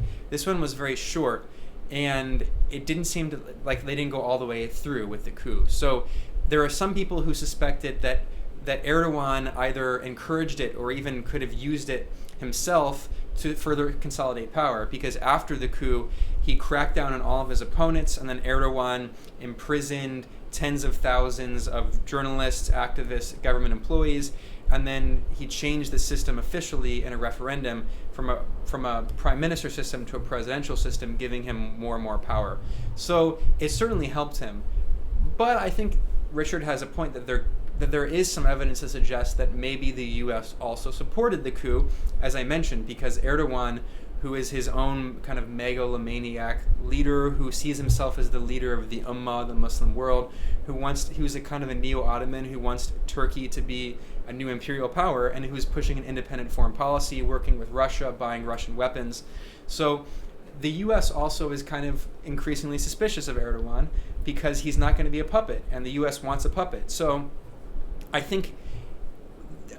don't know if it was an Obama assassination attempt, but it is true 100% what Richard said, that it was a major turning point, and the coup is also one of the major turning points that helped push Turkey closer to Russia and push Turkey more as an independent foreign policy force in the region. One final thing, I know I'm getting into the weeds here, but just for the nerds who are listening, there's also one other thing. In order to understand what's happening in the Middle East, you also have to understand that aside from the U.S., Saudi, Israeli sphere of influence, that's the most important power, right? The U.S., Saudi Arabia, and Israel represent a bloc, and the United Arab Emirates are very, but at the same time, there's there's like the resistance axis, right? There's Syria, Iran, Yemen, Lebanon, Hezbollah, Russia, like the forces that are against them. But there's also another axis that has been emerging. In order to understand the Middle East, you have to understand this axis. There is the Muslim Brotherhood, Qatar, Turkey axis. So in the past few years, especially beginning under Obama and starting increasingly under Trump, the Trump camp, and specifically Jared Kushner, is firmly in the camp of the Saudis and Emiratis. They have a lot of business deals. Also, the Saudis and Emiratis are close to Israel. They're all working together. So the Kushners and Trump all support Saudi Arabia and the United Arab Emirates above Turkey and Qatar. Turkey and Qatar represent their own kind of regional power bloc, and Oman, to an extent. Oman plays different sides, but Turkey, which is governed by a party which is basically the Muslim Brotherhood, and Erdogan is kind of the unofficial leader of the international Muslim Brotherhood and sees himself as the leader of the Muslim world and is pushing this kind of Muslim leadership. So Turkey and Qatar is also one of the richest countries in the world. It's the richest country per capita. Qatar funds Al Jazeera and has very significant soft power. Qatar funds a lot of think tanks like the Brookings Institution in Washington, D.C. And Qatar also is a major funder of the International Muslim Brotherhood. So Qatar and Turkey represent one axis against Saudi Arabia and the United Arab Emirates, which is why they blockaded Qatar, and it's why they blockaded Qatar after Jared Kushner met with the Saudis and gave them the green light. So to understand what's going on in the Middle East, you have to understand also that there's an internal regional dynamic, and the U.S. as the superpower is allied with Turkey and Qatar and also Saudi Arabia and the UAE, and even though they have different interests, the U.S. plays them against each other, but internally in the region, they're also different. And Osama Qasem, $5. Ben, Russia gave Syria the S-400 to Syria after Israel caused the Russian plane to be attacked. That's true. Yeah. I want to kind of move to 2020. And for those new viewers who just came on, Ben Norton with thegrayzone.com, an encyclopedia of all things truth abroad. From American imperialism to endless war, regime change. He knows it. I'm learning a lot myself. I want to get to Elizabeth Warren. Oh, man. Elizabeth Warren. I'm being attacked on Twitter for being sexist and misogynist. It's that same record spinning.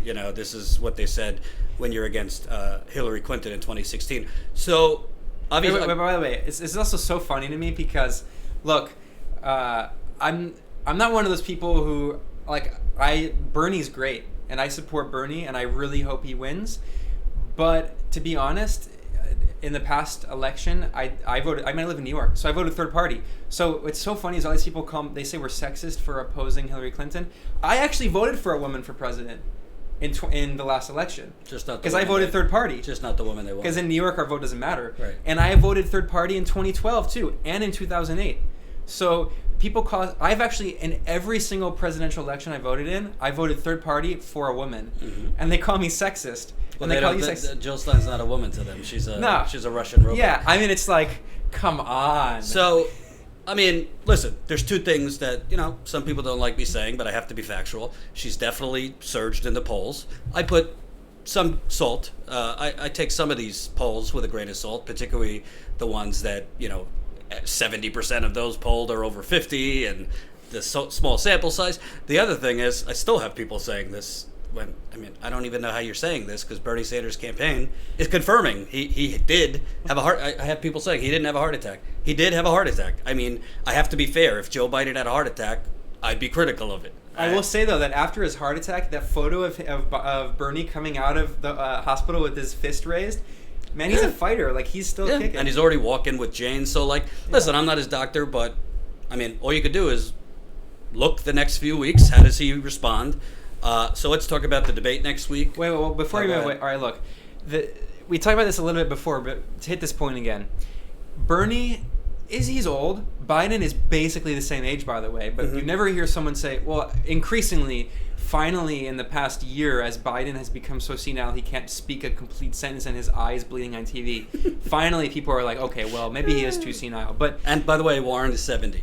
Yeah, so they're all very similar in age, and Trump's similar in age too, by the way. But anyway, Bernie hasn't had a major health issue until this time.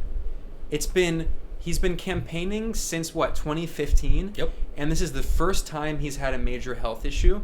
Meanwhile, I remember back to when Hillary Clinton passed out at a campaign event, and the entire corporate media was like, well, the liberal media at least, Fox News was like, oh, she's going to die, whatever. But actually, my favorite was Fox News, their conspiracy that she was replaced by a clone or whatever. Anyway, whatever. But the MSNBC and CNN were like, oh, no, her health is fine. Hillary Clinton, she's going to run and she's going to be a great president. Meanwhile, the first time Bernie in 5 years has a health issue, everyone's like, Bernie needs to drop out. Bernie can't be president. He's too old. He can't be Come on, it's so ridiculous. Yeah. It's just blatant propaganda. So, listen, I've been critical of Bernie because in debates, I think since 2016, he goes to these, a knife fight holding a spoon. Even when he does disagree, it's like, well, my friend over here, Joe Biden. So I think the bottom line is Bernie Sanders lives in this utopia in his mind that, you just run on the issues,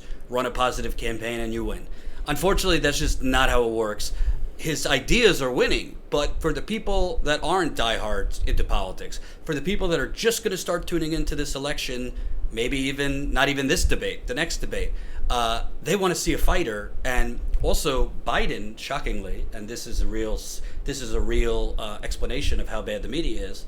A lot of Biden supporters make $50,000 or less and only have high school degrees, which is Bernie's base, which is Trump's base. A lot of those Biden supporters making $50,000 or less, or just high school degrees, they like Biden because they've bought into this framing that he's the middle class middle class Joe, union guy Joe. Meanwhile, his campaign is having strategy briefings with top level donors at Morgan Stanley. So my question to you is Bernie Sanders going to? I mean, you can't get in his head, but like he does need to differentiate himself with Elizabeth Warren. I don't think he needs to like go crazy over the top aggressive, but I think he needs to point out basic things like number one. You either have integrity or you don't. You can't like not take the money for 6 months and then take the money in the general. Frankly, you have a lot of plans, but like, how do you get any of those things done? Yeah, this is a very difficult situation, right? And Osama, by the way, is joining Status Quo as a member today, based on our interview. Thank you, Osama, which is a good segue. Become a member, Status Quo. We are at 724 members right now. We would like to get to 1,000 by the end of the year. As Ben at the Gray Zone could tell you, we only can report based on your support. So definitely sign up, statusquo.com. And I will say this, and I'm friends with Jordan, but I also just say it as a colleague, as a journalist.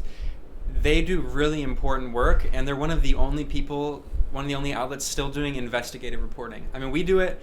But even, a lot of progressives, which is fine, like we need more progressives in media, but a lot of progressives don't do original investigative reporting. They just kind of, they push back against all the complete nonsense and propaganda in the corporate media. But it's cool to see, they're uncovering their own stories. So, and speaking of, that was a good segue. Jen just set this up for us. We are doing a specific fundraiser just for this trip that Jen and I are taking. I know it's asking a lot because we're not telling you where we're going, but Ben, you know the story.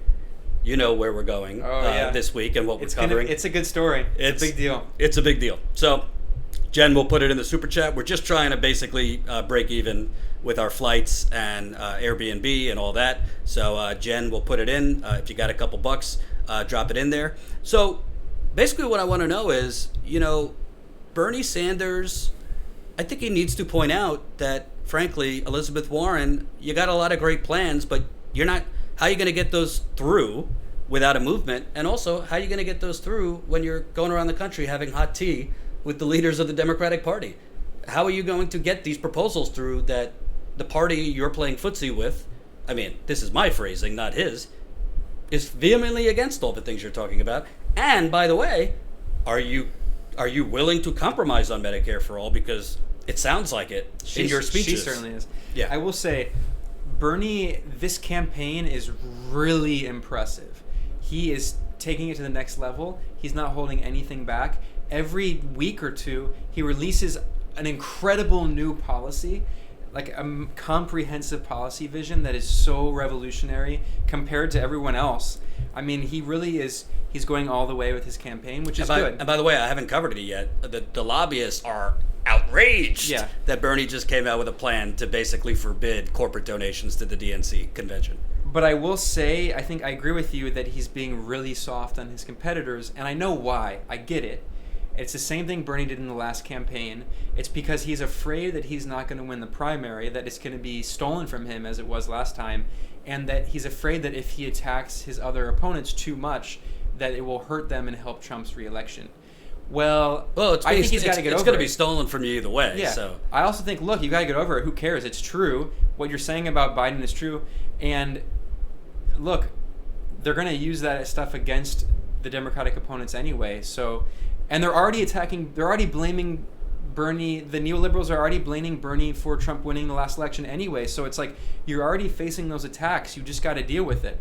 I do agree that he should go harder against, especially Biden. I mean, he should criticize Warren, and he's done that a little bit, but Biden is just so awful in every way. Well, here's a very easy thing, and I don't know why he doesn't say it. Respectfully, Vice President Biden, you're talking about restoring the soul of the nation. You're talking about being middle-class Joe. You pushed NAFTA that has demolished the middle class of this country. And the TPP. Right. He pushed the TPP actively. And the funny thing is that, Julian Castro was one of the only ones really pushing Biden hard and got so attacked. He was like, oh, it's not fair. He's attacking Biden for being old. Well, if Bernie criticizes Biden, he can't be criticized for. They can't say he's ageist. they're the same age. Because I personally think, I mean, if you look at the numbers, yes, Warren rising is a threat to Bernie, but I would take just a straight up Bernie versus Warren.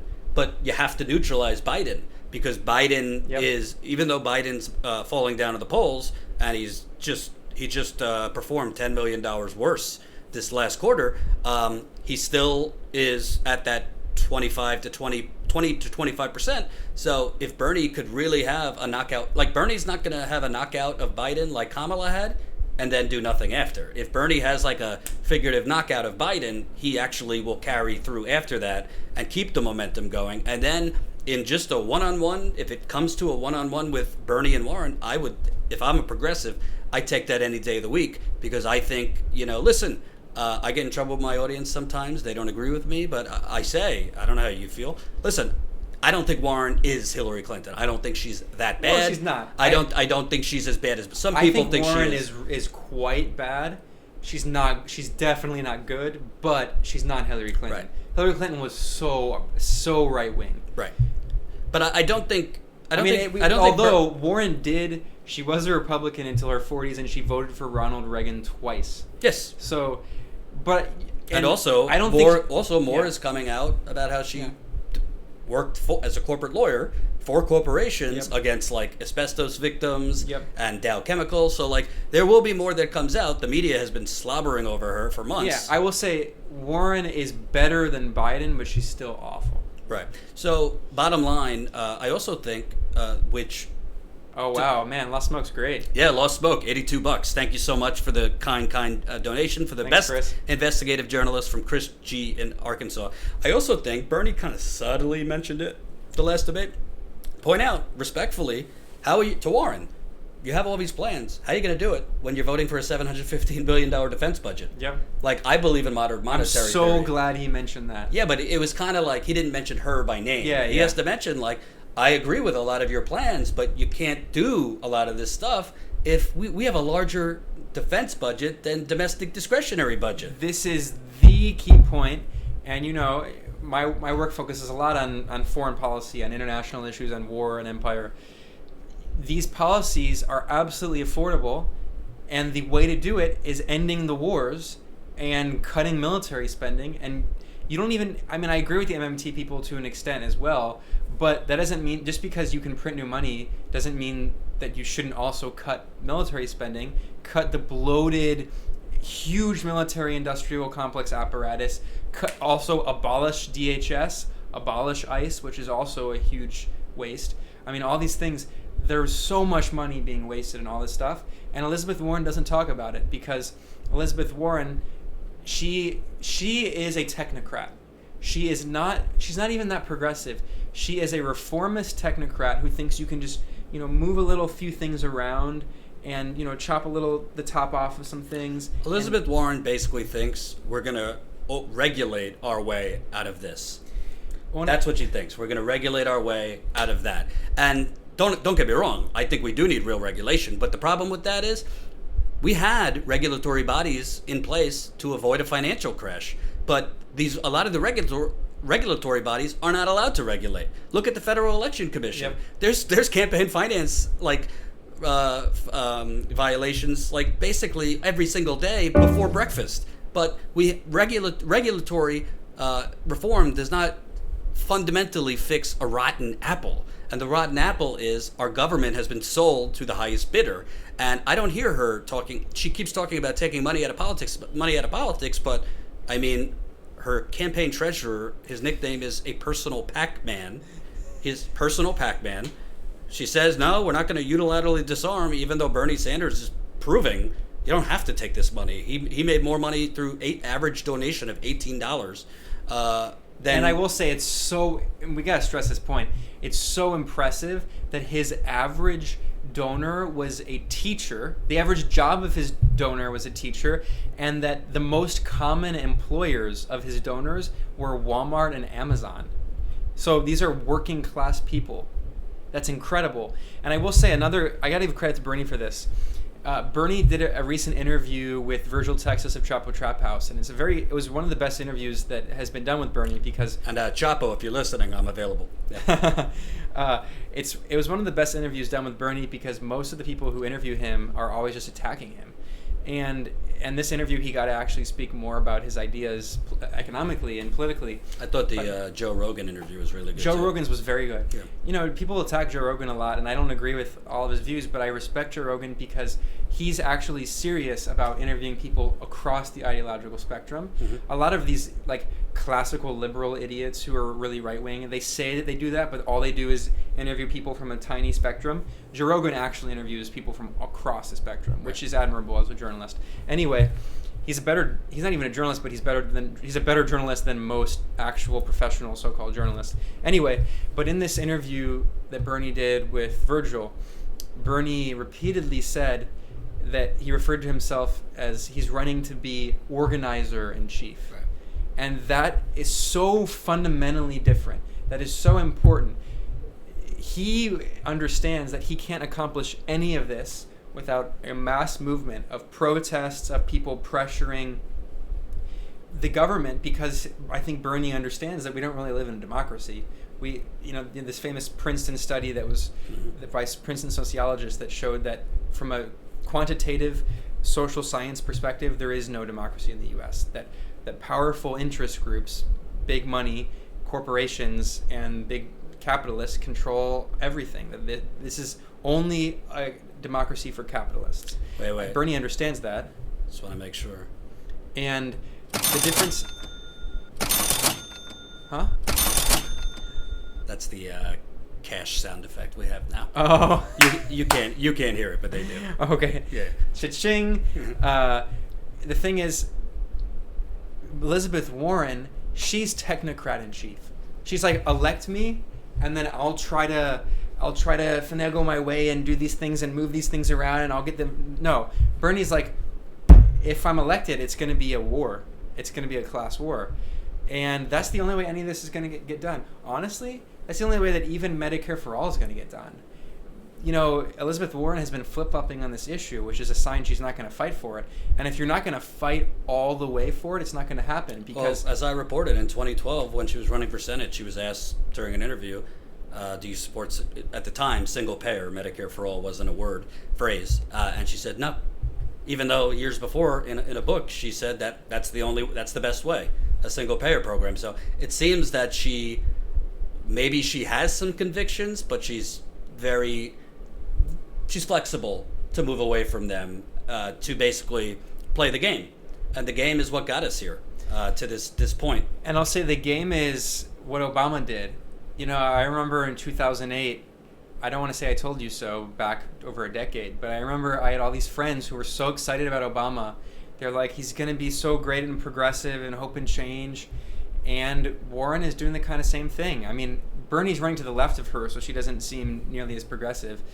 But I think she would if she were to win, she would be another Obama, and she would make these promises and accomplish very few of them. And also, look, there's also this narrative that Biden is so electable and he can beat Trump. I don't even know if that's true, honestly. But to be fair, I actually think Warren can't beat Trump. So even aside from her policies, just from a strict pragmatic perspective, I actually genuinely think that Trump would beat Elizabeth Warren in an election. And why is that? Look at how bad her political judgment is. All you have to do is look at this Native American thing.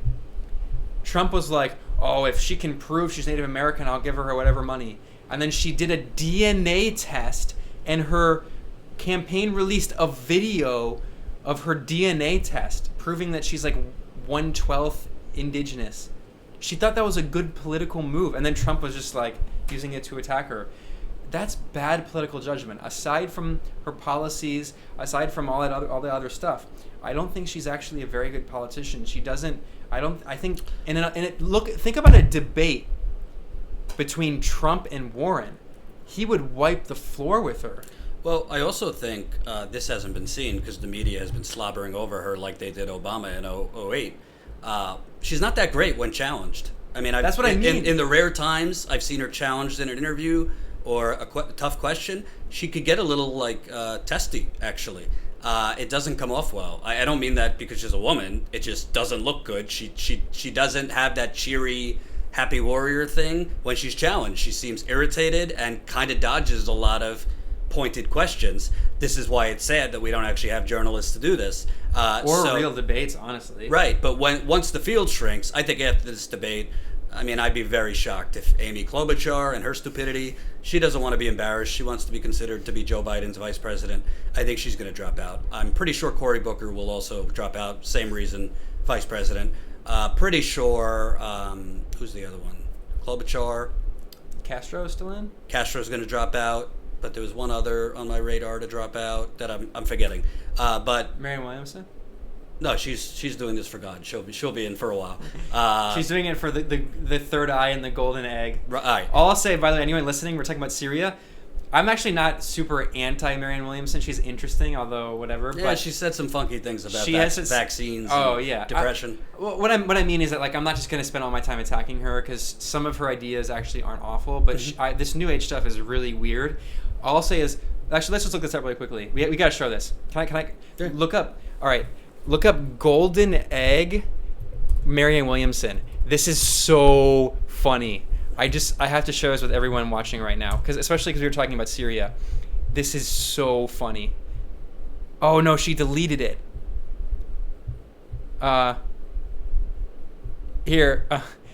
She recently deleted it because she must have been criticized. Oh man. All right, wait. We're gonna find this because this is so funny. Marianne Williamson golden egg. Oh come on. Nope. What is going on here? Why did everyone delete it?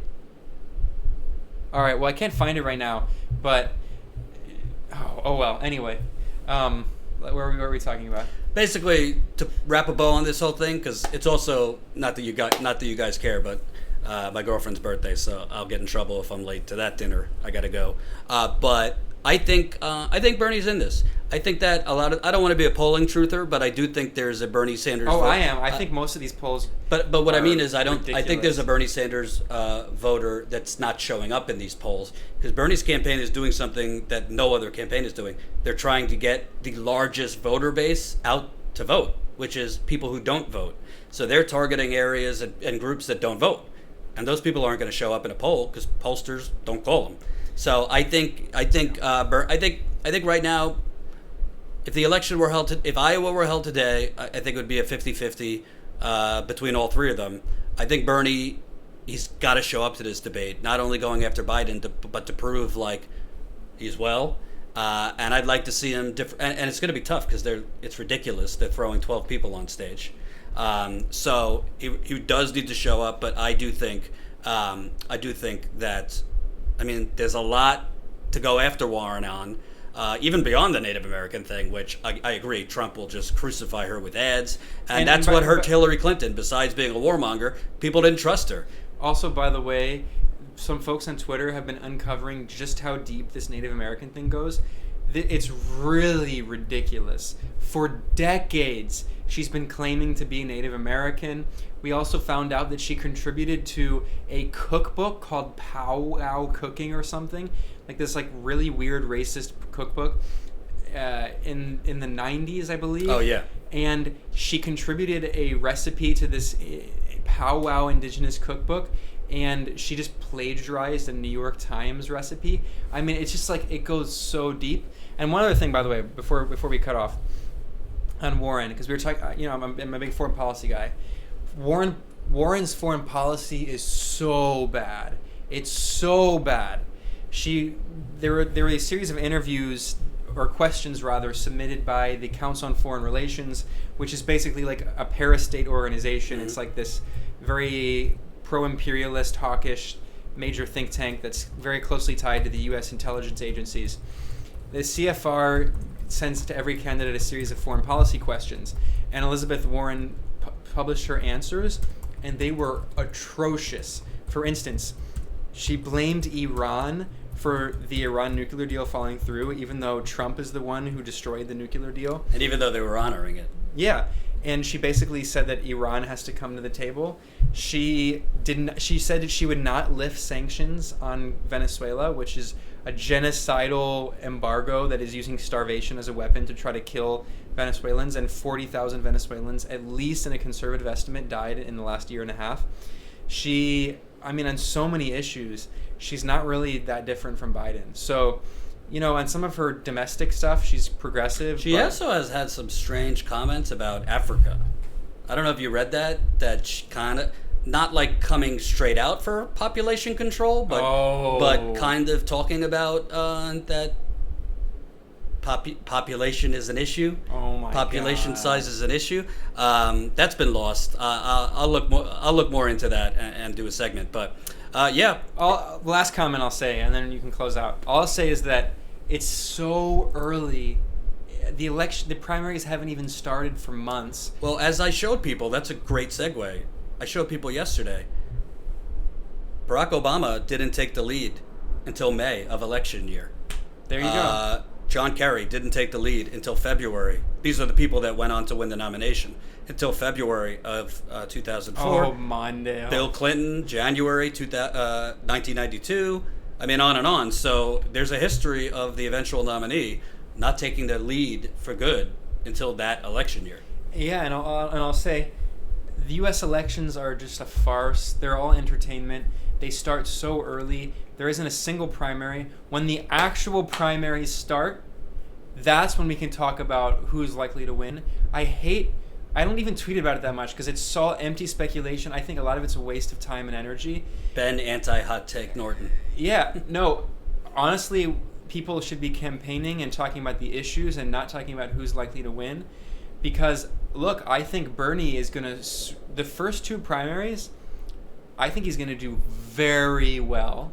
And that's you want to be bold? You think he's going to win Iowa?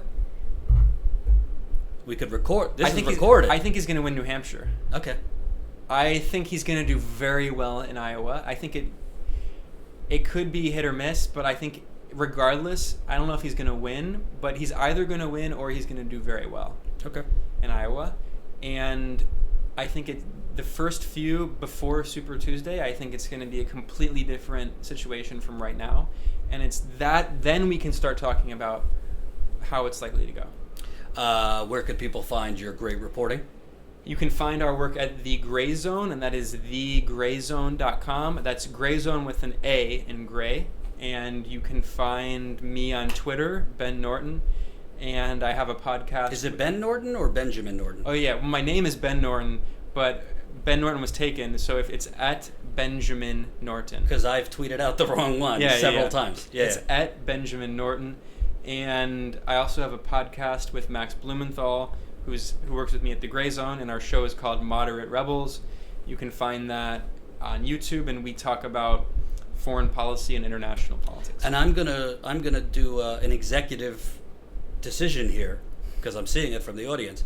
I think you should live stream more at the Gray Zone. Yeah. I think I think you'd get an audience. Just try not to do 5 o'clock Eastern time. But putting that aside, I think people would want to tune in to you live on the Gray Zone. So yeah, we're gonna do that. It's a good idea. You can check us out at the Gray Zone, and my colleague Aaron Mate at the Gray Zone has a great show he launched a few months ago called Pushback, and maybe he'll do a live stream too. So it's a good idea. And I'm sure a lot of people who are listening already follow us. So, yes. And I'll say, I'm a huge supporter too of Status Quo.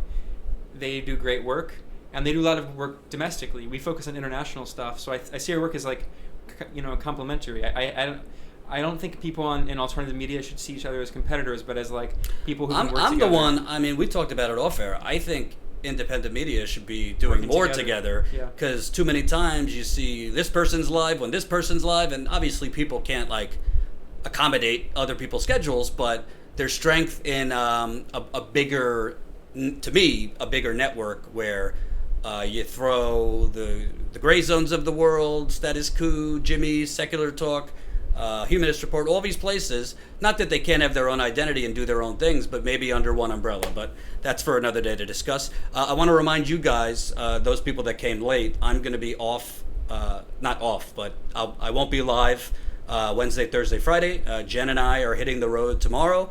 I hate to lack transparency, but I'm not going to say where we're going because, to be honest with you, we're working on a pretty damn big story. I don't want to say where it is or what it is because, frankly, we're going for Moby Dick here. We're going for some pretty corrupt, bad entities that very soon are going to know we're digging. And as you know, in terms of foreign reporting, you definitely don't want to put a self-imposed bullseye on your back. So we're not going to go into detail about where we're going, but Jen and I are hitting the road tomorrow. We have a major meeting scheduled for this week, as well as a couple other meetings. So obviously, you guys have done amazing stuff as far as our GoFundMe. We've set up just kind of a separate, smaller thing just for this trip. Pitch in if you can between flights and Airbnb, food, rent a car. You know, it's. I think it's already up to 2,000 we put in. But for this, if we break this story, not only is it a very important story, but I do think this story could really, really put us on the map in a really big way. So we'll be on the road definitely throughout the rest of this week, possibly some of next week. We'll see. We're going to still have videos to post on the channel, so the lights aren't going off. We just won't be live because I can't be in the field reporting and being live at the same time. But I look forward to telling you the details of that story once we can. All I could say is it's definitely the biggest thing I've ever worked on, and it involves corruption that is like it's like a bad mafia movie level corruption, like types of plots out of Hollywood corruption. So thanks for your support, and thank you for. I think we should do this more often when you're in New York. The audience loves you, and you know a lot more about this stuff than I do as far as foreign policy. All right, guys, thank you for watching. I will see you live next week, and again, we'll have videos going up. Definitely support us if you can in this fundraiser, and as always, if you're not a member, membership is how we fund this investigative reporting. Like Ben said, statuscoup.com/join. Like Ben said, not to take anything away from Jimmy or any of those other people, very important to have them as well. So it's just it's not one or the other, it's both. Gotta work together. But the investigative reporting is super important because if we don't have anyone digging, you basically just have state TV, which is CNN, MSNBC, the New York Times, the Washington Post, and no real information ever gets out, and therefore no justice for downtrodden communities and those basically being strangled by the United Corporations of America. So we will see you next week. Thanks for watching.